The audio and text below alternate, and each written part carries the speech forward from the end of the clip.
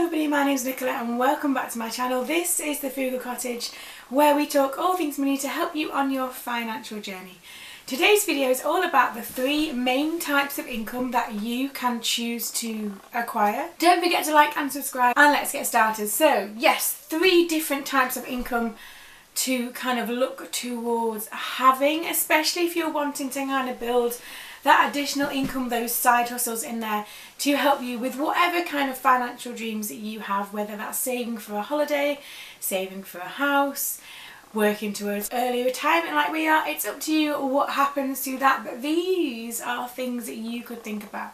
Now, most people rely on just the one source of income. So if you think about, I'm going to use an analogy of a table. So if you have one main source of income from a 9-to-5 job, you have a table with only one leg in the middle.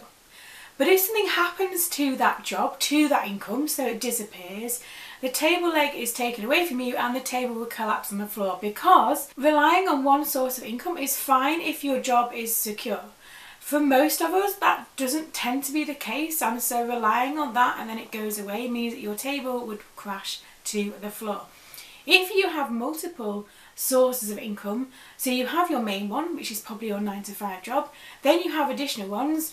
If you have 4 different income streams, then you have 4 table legs, and if one of those was to go, you could still potentially balance that table on the remaining 3 legs, hence why it wouldn't fall down, as opposed to having just one where it's very much more unsure and uncertain. Especially at the moment, we've kind of found out the hard way about security and jobs and pay and all that lot in the current circumstances. So let's talk about the 3 different types of income that you can have, and perhaps how to build in those extra ones to make your table more secure. So the first kind of type of income is active income. This is where you make money from exchanging your time and services. You have to do something in order to get that. For example, a salaried job. So the majority of us have a salary job, and that's absolutely fine. There's nothing wrong with that in the slightest. Don't let society tell you otherwise. Salary job, maybe you get bonuses within your job. It's still requirement on your time there. You also might be commission based, so you have to put in the effort even more so to get that money, and you might have contract work on top of your kind of baseline of your salary. All of those things require you to be active in your work in order to get paid. The majority of people's income, especially to begin with, is active. You are exchanging your services, your expertise for money from an employer. That is the active side of work. And there are some benefits to active side of work. It keeps you busy, it keeps you in that routine, it keeps you moving. Generally things that are salaried are kind of, you can plan for because you know how much you're going to be earning. Obviously commission, bonuses and contract work might differ, but if you're a salaried worker, that tends to stay the same, so you can kind of plan ahead for what you're going to do with your money. But it is all about time versus that.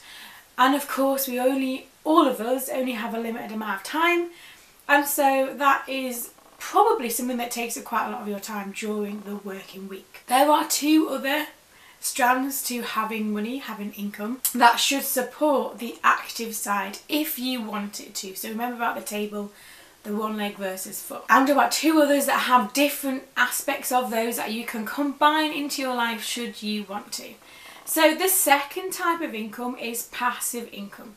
This is money made from assets or things that you've created that you own that give you money, but you don't have to do anything for them after that. So things like if you own your own business and things are kind of delegated out to different people, you earn money from that business, but it can potentially be fairly passive in nature. You might have rental properties. So you might have a house that you rent out, and that rent that comes in every month is fairly passive in its nature. Obviously the more rental properties you have, the more income you have, and the more that grows. Royalties, so you might have written a book, or you might have written some songs, or you might do some radio things. Depending on what you have and how much that is sold or listened to, whatever, royalties can be a really good way of passive income, providing you get them in the kind of the right area. And of course All of these things in the passive income section take time to begin with up front, but once you put in the hard work, in theory, you should then not need to do very much with it after that. And passive income from things like YouTube, from blogging, from Etsy. So if you have an Etsy store where you have kind of like prints to download, so you're good at art, you can draw things, you can create things, maybe you're really good at technology, you can do that based like that. People can print those off at home. Once you've designed that design and uploaded that into your store, that is then passive.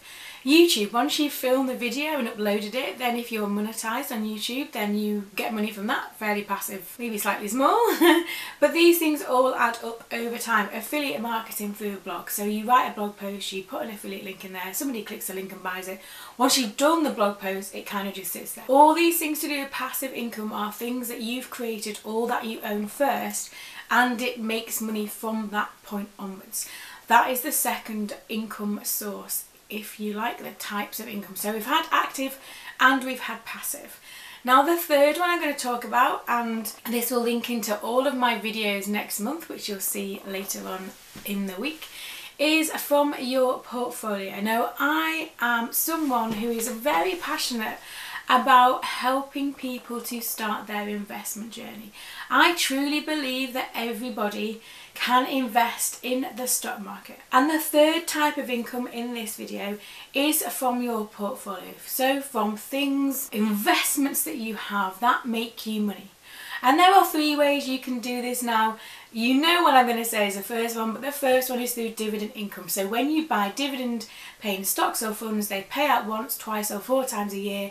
That is in your portfolio and that comes to you for you either to reinvest or spend. The other one for that, it's not so great at the moment because interest rates are so small, but another kind of strand of that is interest on your money. So if you have your emergency fund or some savings in a savings account, you should be getting some kind of interest, but the rates at the moment are so ridiculously low that that might not be the biggest source of income from your portfolio, from your savings and investments. And the third one in terms of portfolio is capital gains.